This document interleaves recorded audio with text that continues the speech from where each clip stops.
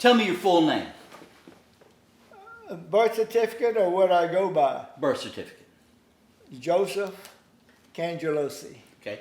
Now tell me what you go by. Joe Joe. Cangelose. All right. What year were you born? I was born in 1931 1930. And where was that at? in Burleson County, Burleson County. In Texas. Texas. Yes, sir. And tell me about your mom first.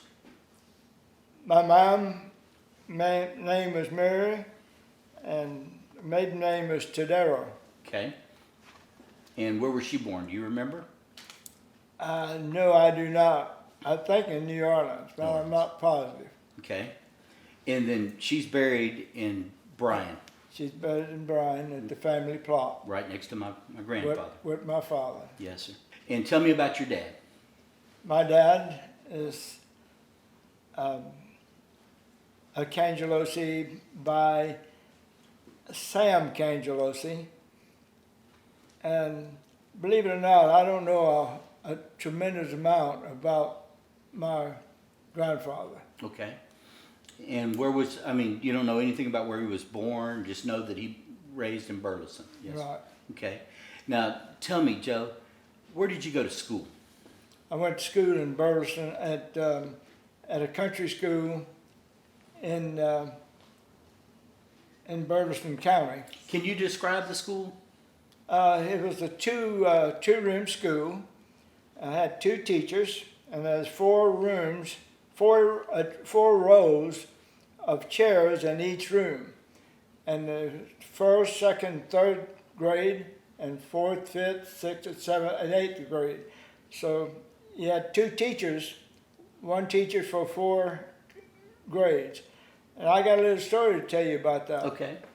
When we finally left the farm and came to Dallas, I was supposed to go into the 5th grade.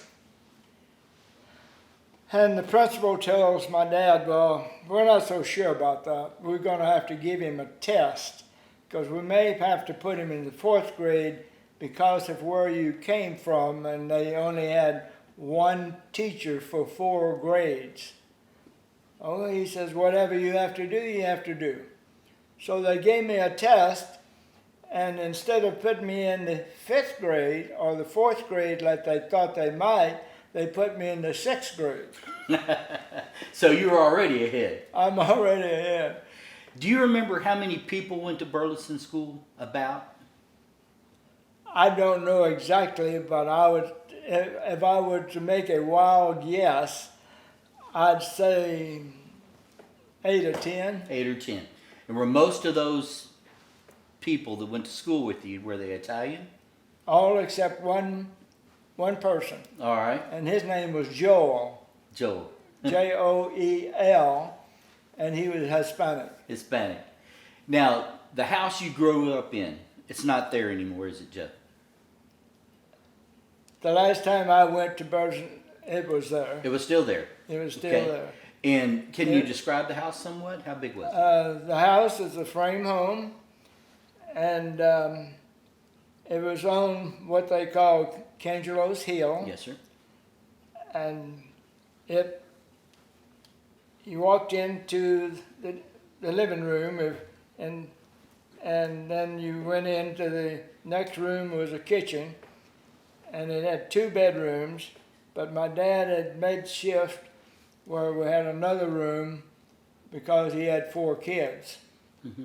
He had 3 boys and 1 girl. Did your life change when you moved to Dallas, you felt? Drastically. Number 1, I got a bicycle that I could ride to and from school, and it had a speedometer on it also. And going to school and coming back, there was a bridge, it's the Oakland Avenue Bridge, and it was really fun to be coming down and watch that speedometer get up to 25, 30 miles an hour. That was for a kid that didn't go that fast in cars that we had in those days. Mm-hmm. It was kind of funny. And of course, school was different in that every class had a different teacher. We, and and so, and then I got into high school, and that was even, you had football games you could go to. You, it was just a different life. At that time, before you came to Dallas, what was life like in the bottom? Happy. Happy. It was happy. There was non-existent cold drinks. You got a piece of candy occasionally. There's a lot of love, and there's always food on the plate if you was hungry. It may not be, it very seldom, because I don't ever remember having a steak when I lived on the farm. Yes, sir. But my dad did have an arrangement with the grocery store where he got his coffee and his sugar and other things that you couldn't grow. And the owner of the grocery store would tell him, well, Tony, it's about time you kill another calf. And he paid his bill by giving him a calf. And trade. Okay. And during that time, did you go to church at St. Anthony's or St. Salvador? We went to St. Anthony. You went to St. Anthony's. And how would you get there? My dad had a 1929 Chevrolet, and it had the Agoo horn on it. And do you remember much about being at St. Anthony's? Do you remember the people? Do you remember? Primarily I remember Father Barber because I was afraid of him, you know. There was another church closer, and we did go to it occasionally. But primarily that's where my mother wanted to go to church, so that's where my dad took us to church. To church. And did you run around with Joe Sam and my dad at that time, or was that later in life? That was later in life. We didn't, primarily I started running around with them after we moved to Dallas, and I'd come back for the summers. Oh, I see. And then I'd stay with Joe Sam. And a little story about that, Uncle Carlo, Joe Sam's father, was building something in,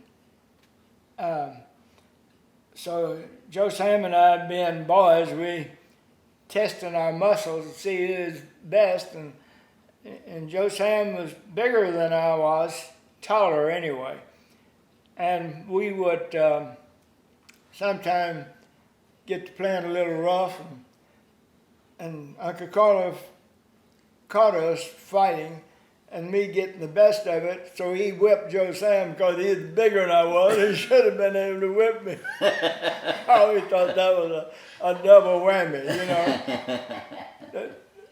know. But Joe Sam was driving, and I had my driving license, and we'd go down to the bottom, the country, and we was on Highway 21, and this cop passed us and looked Joe Sam over real careful, and Joe Sam didn't have driving license. And I asked him to let me drive. So he says, let me have your driving license in case he stopped. And I says, nope, you should have let me drive. So the cop did not come back and stop us, but I had Joe Sam worried there for a little while. Now, there was another Falco in the bottom that you guys hung out with. Who was that? Jim Falco. Jim Falco. Tell me about Jim Falco. Jim Falco was about a year older.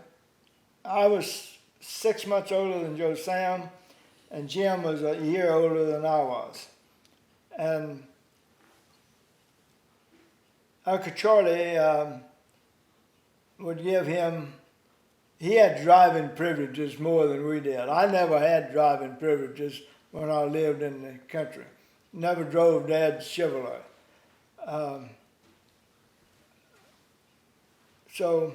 But we would meet in Tunis, which was the closest town where the cotton gin was. And Jim Falco always wanted Joe Sam and I to fight because we was about the same. And we got into it a few times.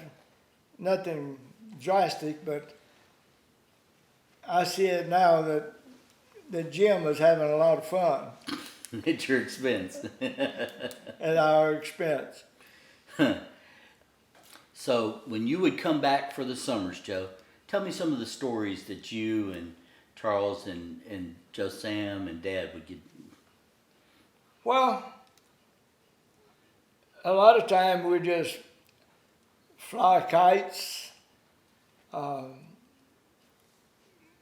talk about what we'd like to do. We fished a little bit, or Jim Falco would get Joe Salmon out of the box. Again, at our expense and not his. But all in all, I can't ever remember where either one of us, regardless of what happened, got mad enough that we didn't want to see them again. Yeah. It was a different kind of love. Yeah. Were you aware at that time that all of the people that you were associated with were from Portriali, Sicily? Yes, I was. I realized they all came from one location. Mm-hmm. And do you think that affected your life a lot, being from Portriali?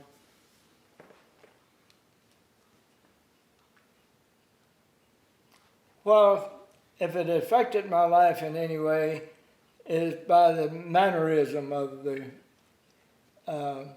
You were taught to tell the truth, regardless. Be kind to one another, and that's hard to understand. Saying that we used to box, Yeah.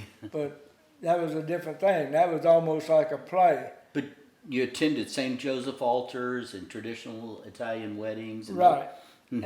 And we celebrated the same things, and we acted the same, whether it was at your house or my house. It had mannerism of their own.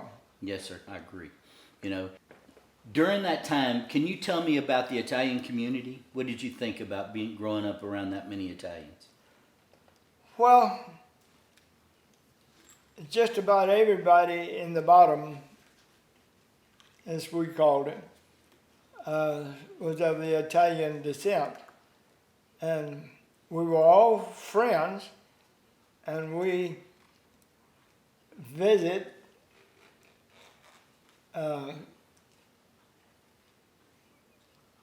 the truth of the matter is, my Uncle Charlie was a gambler. And I think he is a pretty good gambler because he seemed to have a greater resource of money than we did. And when I'd go to their house, they also would have some sort of meat where we might just have spaghetti sauce with chicken, sometimes an egg in it, or you know how that is, you fix it to make it different. But it was a close-knit community. We always had the holidays got together a little bit, and if a wedding took place, it took place at the Scamarta dance hall there. It was just an outdoor facility, and my dad was more or less in charge of the barbecue. Oh. So, as I remembered, and he would tell people, put another stick of wood on that, and the barbecue pit was just a hole in the ground, and they took the steel rods off a wagon and laid it across the wooden pit to lay the hog on. And that's how they barbecued, huh? Yeah. When you would come to the summers, you'd still go to St. Anthony's Church, right? And go ahead. That was Father Bravo's there, and one of the things that I was really good was the choir in the back of the church. I tried to turn around and look at him, but my mama wouldn't let me. You're not supposed to look at them, you know. Supposed to face the church, Face the church. face the altar. Mm-hmm. And it's been a good experience to go back a few times for different things and try to remember back how it was when you was 6 or 7 years old and went there. We moved to Dallas when I was about in my late 7th year. Yes, sir. Did those friendships continue on? Oh, absolutely. In fact, Joe Sam eventually lived in Dallas, and he used to call me, or I'd call him at least once a week. We conversed, and we saw each other occasionally, but not once a week. He had his things that he were trying to achieve, and I had mine. My family went into the grocery business, and I was determined not to be in the grocery business. I did not like it, primarily because in the grocery business, you have to work on the days, well, like the 4th of July just passed.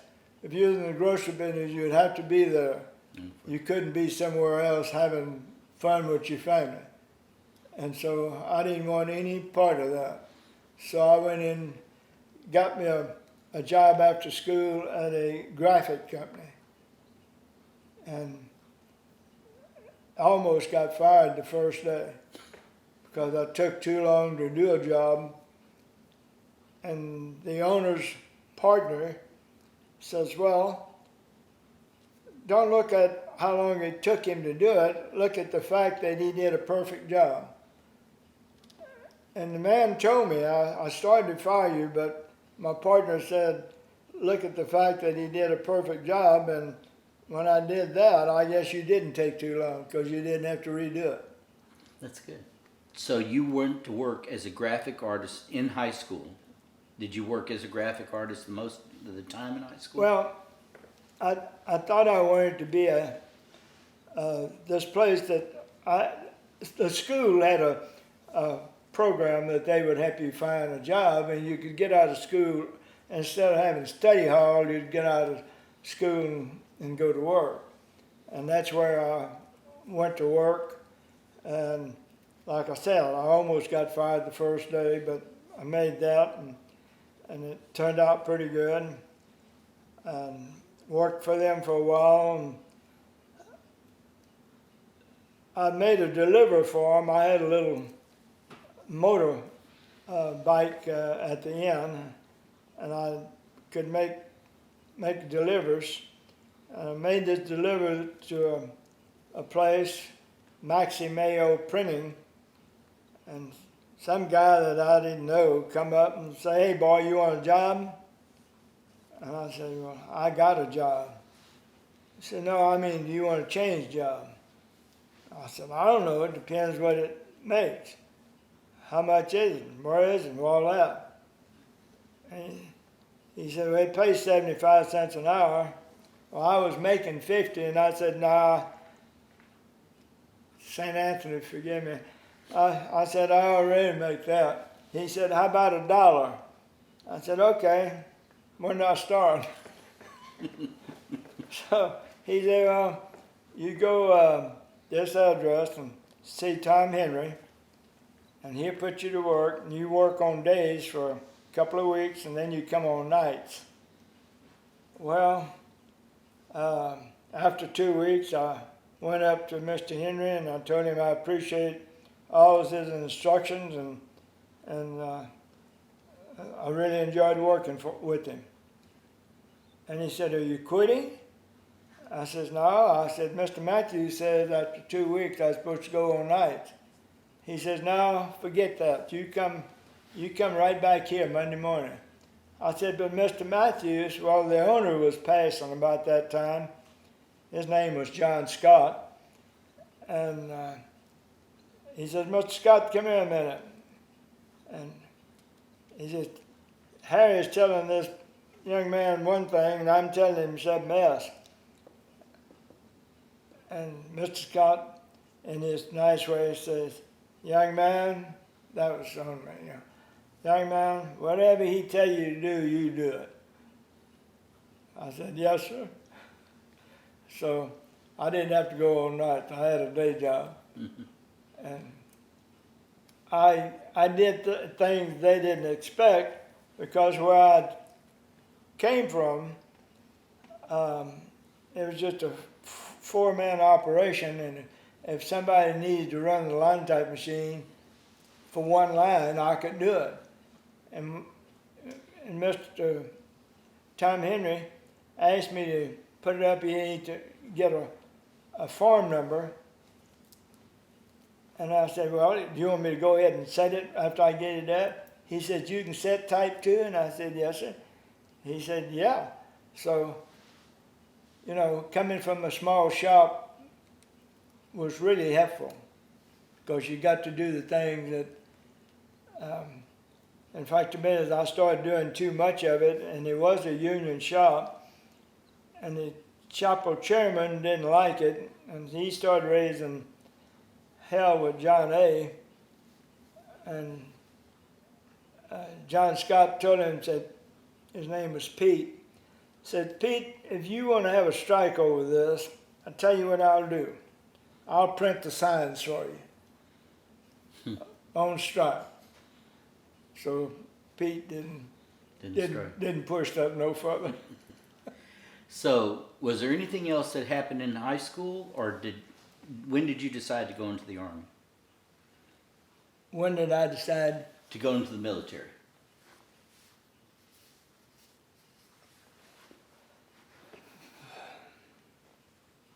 I'm sorry, I'm not. Didn't you go, weren't you in the Corps of Engineers, or were you in the military? Oh, no, yeah, but I was out of school by then, before I went to the Army. Oh, I see. I got that Dear John letter. Oh, you were drafted. I was drafted. But I'll be honest with you. At that time, it's the only time in history that the Marines were drafting people. And they were going 2 for the Army, 2 for the Marines, 2 for the Army, 2 for the Marines. And I knew I didn't want to be a Marine. So I went down and enlisted. So yes, I do have my Army number is RA, regular Army, rather than US, United States. Oh. So I was an enlisted. And I still believe till today that got me some treatments by the upper echelon Army people that I would not have gotten had I been a U.S. guy. Instead of just drafted, right? And where did you meet Clarita? Well, my training was at Fort Belvoir, Virginia, and they taught me how to build and blow up bridges. And I could build an iron bridge across a lake, or I could build a timber. And I use explosive. If I was doing timber, I use explosive to blow holes in the ground to put the post. We didn't have post hole diggers. We just blow the hole you want. And so, and with the iron, it was a calculation. You build it out on land, and you'd push it out, and you'd have it where it's going up, and you'd keep pushing it out till you knew that if it fell, it would hit the bank on the other side. Oh, I see. And then you could drive a truck across it that quick. Mm-hmm. And during that time, you met your wife? I'd met my wife beforehand. Before I was married when I got my draft papers. And so how did you meet Clarita then? I met Clarita this friend of mine called me and wanted me to go to the dance, prom dance, at the school we went to. They was having a prom dance and wanted to know if I'd go. And I said, I don't want to go to the dance. I don't even have a date. He said, I don't either. That's why I want you to go with me. I said, I ain't going to be your damn date. Said, but I will go with you. So we went, and he disappeared, and I was walking around, and I saw this girl leaning against the wall. So I walked up to her and asked her if she'd like to dance, and she said, yeah. So we danced, and I'd take her back, and then I'd go get her, and we danced several times that night. And finally, it's about 9:50 or getting close to 10 o'clock, I decided to go home. So I went up to her and I said, I'm about to go home. You want me to drop you off at home? I'll do so. She said, would you? And I said, yeah. So she says, okay. So she gave me the address, and I knew about where it was. And we went, and I walked her to the door. And they had a house that was pretty far away from the street, and it was kind of dark. So I walked her to the door, and I thanked her for dancing with me, and she said, well, no problem. Said, I wonder what my date's doing. I said, your date?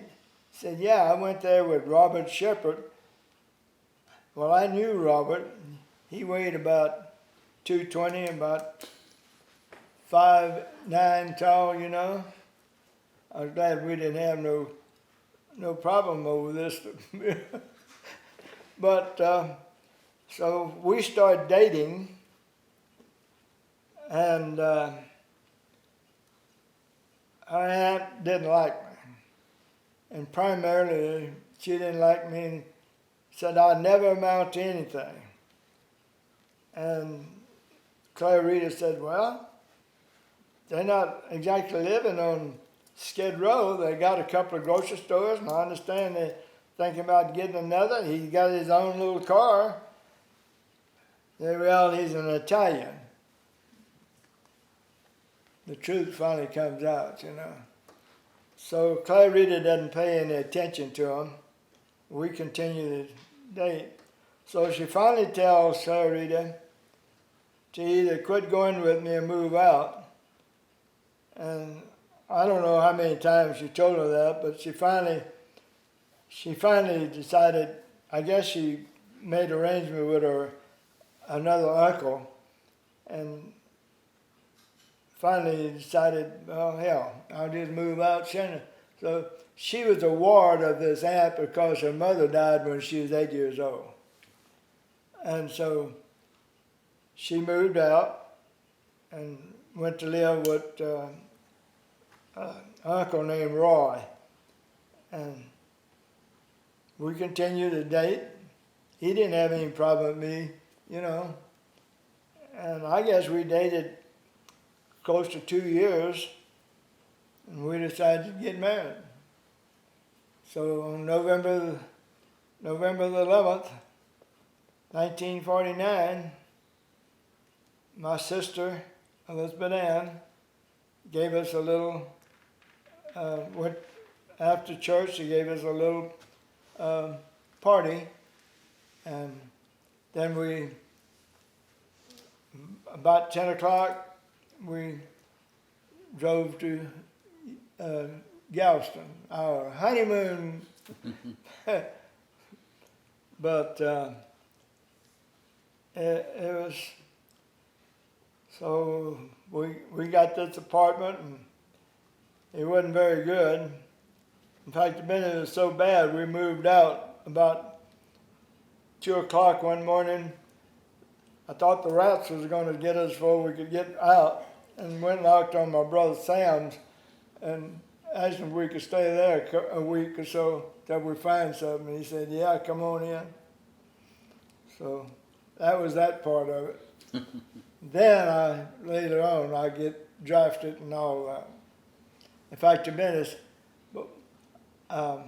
one of the things that most people don't know you can do, I went to the courts and got my minors removed.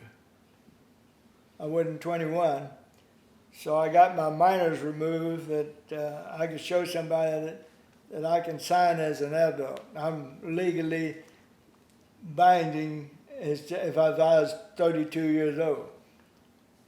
That cost $90, by the way. Still use that today? Huh? You still use that today? Yeah, I paid my $90, and Clarita and I bought a little house. And you have to understand that houses in those days didn't break you. We found a brand new house, 2 bedrooms, 2-car garage, kitchen, den, $12,000. Wow. And what were you making an hour then, Joe? What was I making? An hour, yes, sir. If I remember correctly, I was making $2.55. $2.55. Then I got drafted and went through basic training, and then they shipped me, and they teach me to blow up bridges, okay, or build them. But then they sent me to New York to a print shop, the graphics. And I called her and asked if she wanted to come there. And she said, well, what am I going to do at this house? I said, put a for sale sign on it. Well, her grandmother was in Streetman, Texas. And she had a little dry goods store. And she could buy furniture and stuff at discount. And we didn't buy the very best, but we had some new stuff.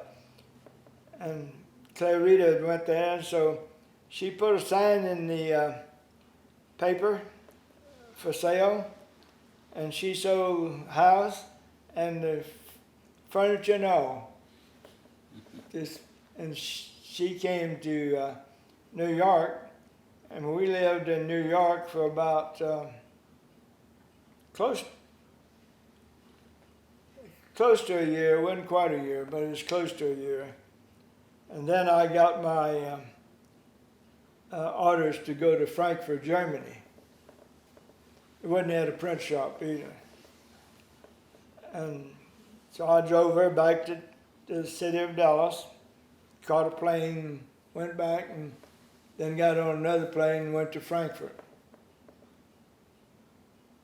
And that's, in Frankfurt, I didn't know what I was going to be doing there, and then all of a sudden, they sent me to a print shop.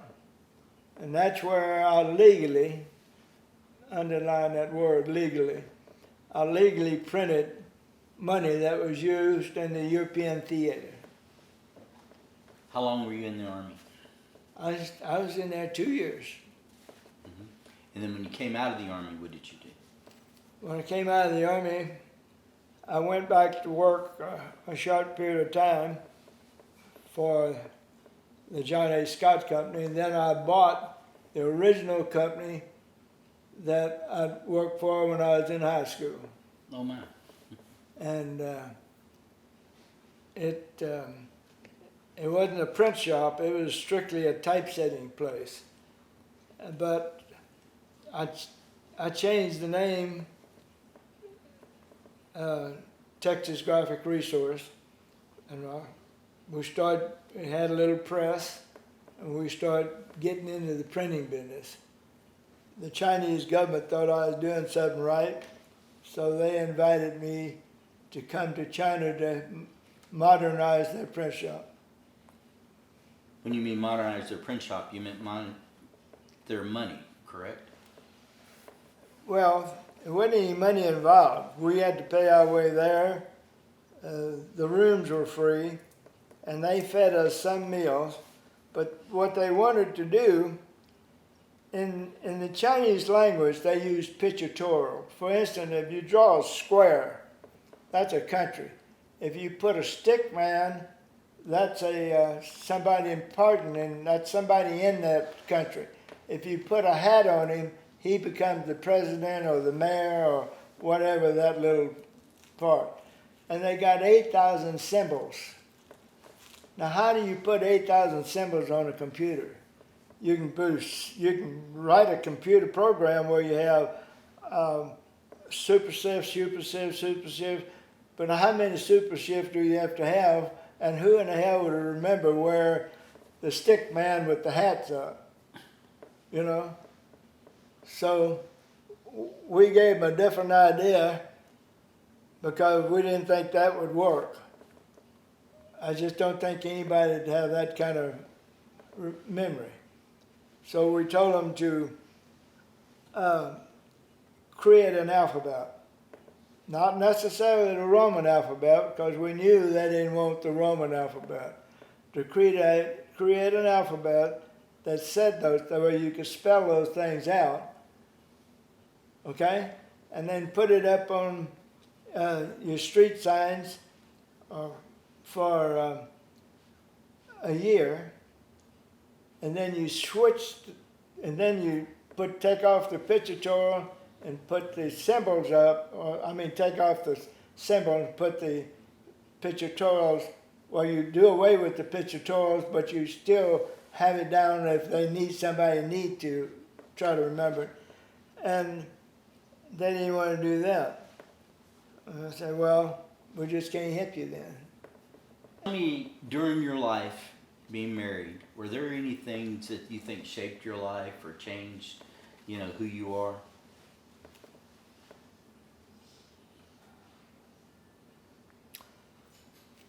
No. I think my mother and dad had already done that. And how so? And they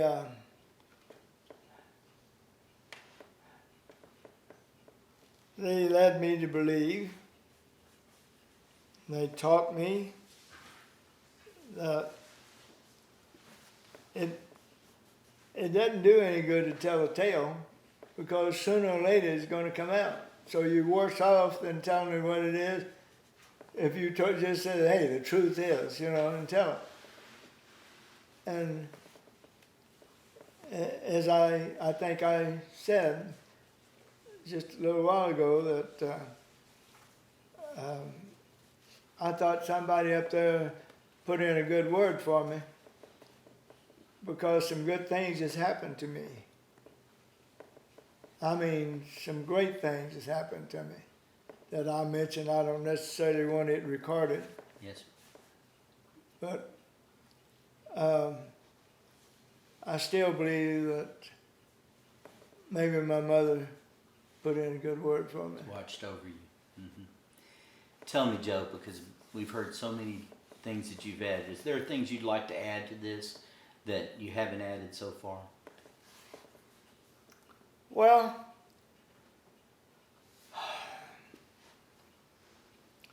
I want to say that my wife did exactly what her Aunt said she was going to do. She turned Catholic, got married at the church. She went to church with me, and I think she is a good mother. And I think that she raised some good kids. Not all of them 100% in my opinion, but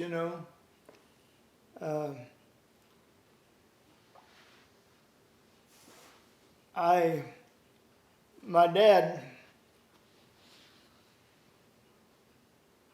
he's a good guy too. I think we weren't as close as my mother and I. He just seemed to be working all the time.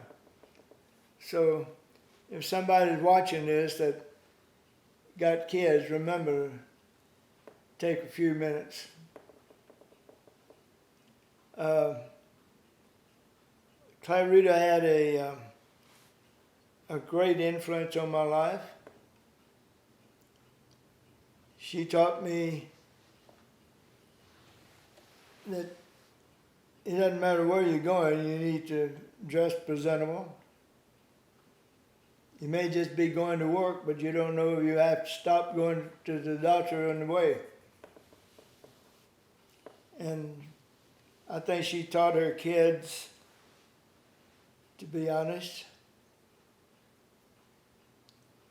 And we had a wonderful 72 years of life. 72 years, 2 months, 1 week, 1 day, to be exact. That's my life. That's it. Continue in next week.